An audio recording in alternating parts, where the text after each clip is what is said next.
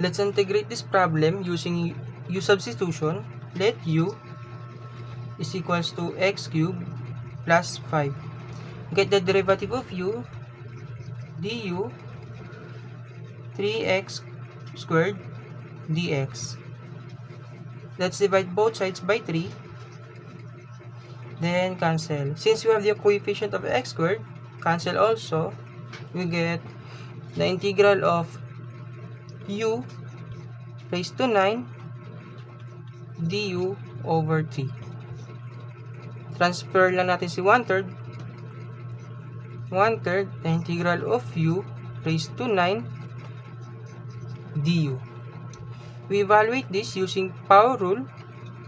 X n plus 1 over n plus 1. Substitute 1/3 u raised to 9 plus 1 over 9 plus 1 plus c. Simplify 1/3 u raised to 10 over 10 plus c. Multiply both sides, we get u raised to 10 over 30 plus c. Substitute u, we get the final answer of x cubed plus 5 raised to 10 over 10 plus c. Tada! Basic, diba?